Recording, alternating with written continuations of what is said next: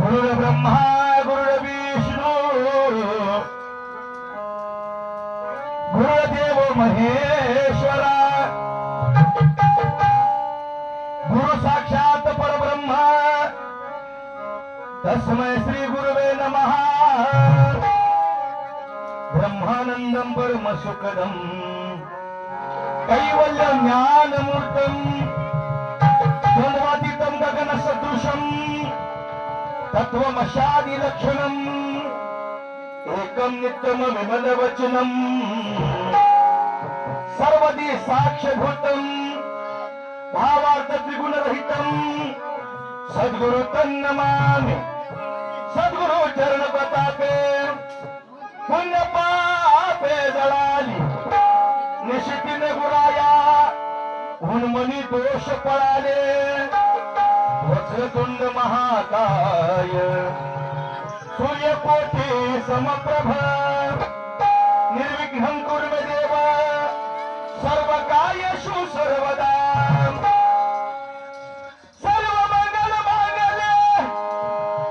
शिव सर्वार्थ साधिके शरण्ये त्र्यंबके गौरी नारायणी नमोस्तुते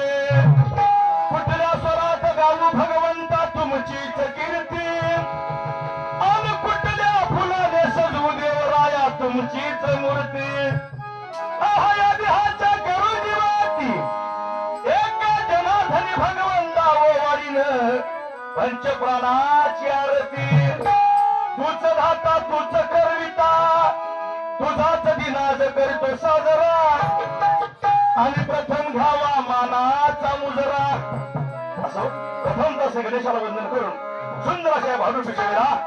सुरुवात कारण महाराज गणपतीला वंदन केल्याशिवाय कार्याची सुरुवात होत नाही म्हणून अगोदर देवाचं नाव घ्यावं लागतं आणि मग कार्याला सुरुवात करावी लागते आज नमनच माझे गणरायाला नमनच माझे हो गुरुरायाला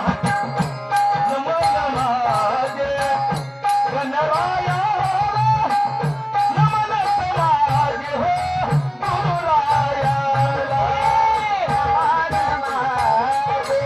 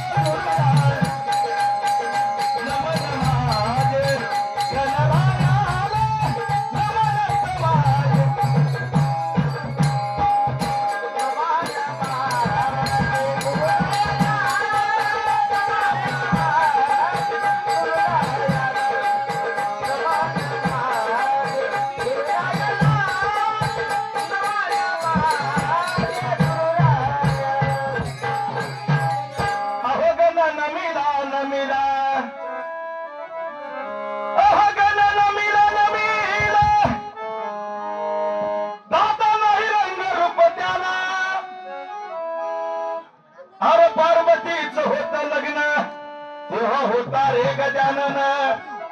अरे या शंकराचं लग्न कसं आहे महाराज तुम्ही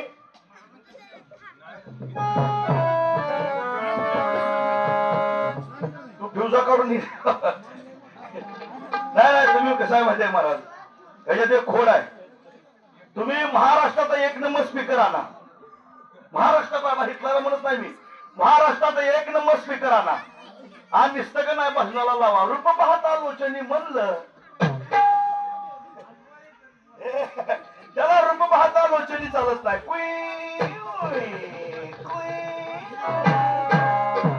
त्याला बाबूराव लावा तुम्ही रासारे वाजणार बंद निघून पडत नाही नुसतं बंद करून नुसतं लावून बघा तुम्ही आलेल्या कसं वाजवतो इथं बाई ह्या बोलाचं काम नाही गाव सोडून जाऊ काही वाटत होत हे जावा लागलं रूप पाहता लोचनी म्हणलं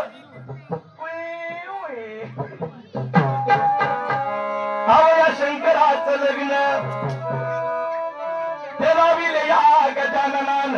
आधी अनाधी तो गजानन तो का म्हणे सोहमदान अशा गणबायाला वंदन करून सुंदर अशा भाडुविषयीला सुरुवात महाराज आमच्या ऋषी मुनींची परंपरा आहे ऋषीमुनी अगोदर गणपतीला वंदन करायचे आणि कार्याला सुरुवात करायची आमचा शेतकरी दादा गणा दहा मनाचा कोण हाणायचा जुनं सांगते बरं का जुनं आता ट्रॅक्टर आलाय ट्रॅक्टर सगळं बदललं आता ट्रॅक्टर एकदा येऊन लागला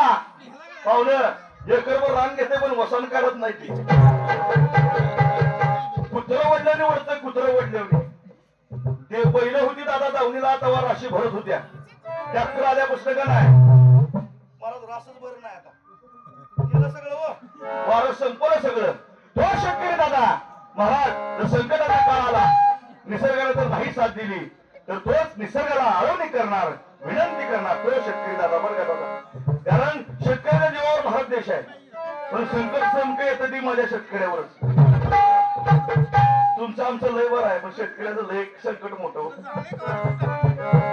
लय मोठं संकट माझ्या शेतकरी दादावरती तो शेतकरी दादा विनंती करणार त्या निसर्गाला